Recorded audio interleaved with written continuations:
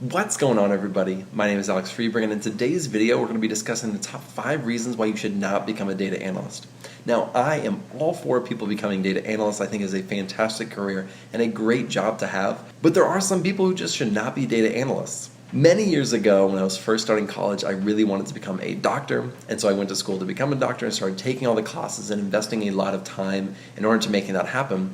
And then I got my first internship at an actual hospital, and let me tell you, that changed my mind completely on what I wanted to do with my life, because I realized I did not handle blood well, and apparently that's something that you kind of need to handle well in order to become a doctor. And so I was kind of at a crossroads of whether or not I really wanted to continue in that profession or wanted to look elsewhere.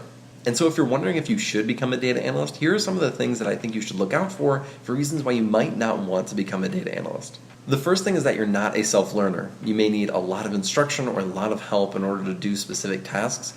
And I think that might be a red flag for this career because you have to learn a ton on your own. Especially when you're first starting out and you're learning those core skills of SQL and Python and Excel, you are going to hit your head against your keyboard so many times because it is very difficult. But you really need to put in the time and the effort to become really good at it and proficient at it. And a lot of that time is going to be spent on your own actually learning it and not so much actually being taught it by somebody.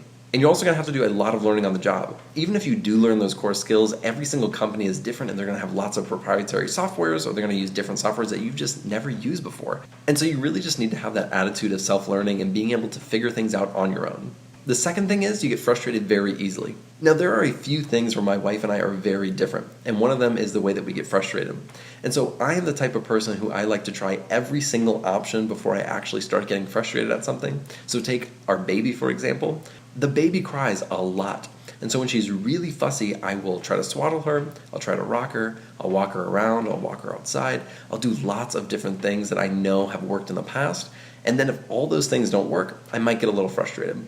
My wife will maybe try 1 or 2 of those things before she starts getting very frustrated and hands me the baby. Do not show my wife this video, but it is true. If you're going to have a job as a data analyst, you really need to have a high tolerance for frustration because you are going to run into a lot of stumbling blocks and a lot of issues along the way.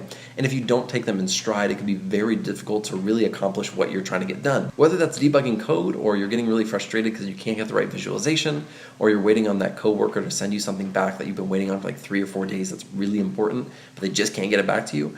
Those are all things that are going to be frustrating at times, and so you really need to be able to take those in stride.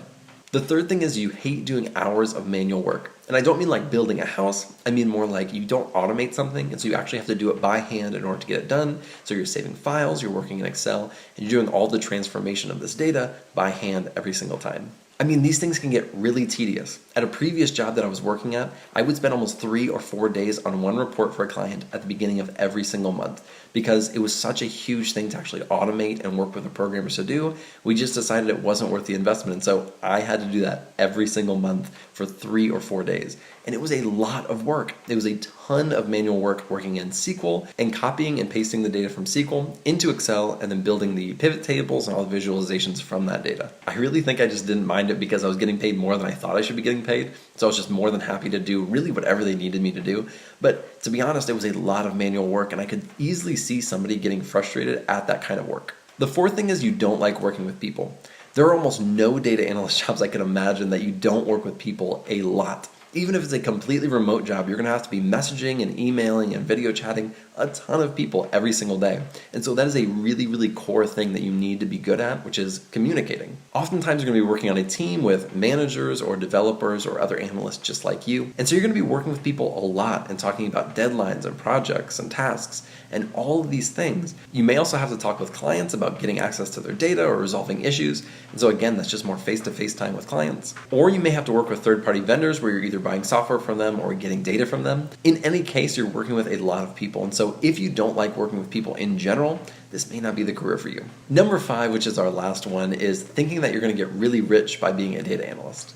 I think a lot of people look at the later stages of a career and see how much money they're making and think about all the money that they're going to make when they get into that career. But the truth is oftentimes when you first start out, you are not making a lot of money and you are not going to become rich quick. Oftentimes those mid-level or senior level positions do pay well, but when you're first starting out or even up till 5 or even 10 years in, you may be making under $70,000. I would not be expecting $120,000 or $150,000 anytime soon, but the people who do make that much are really focused on building their skills and building their domain knowledge. And then later on in their career, they do make that much.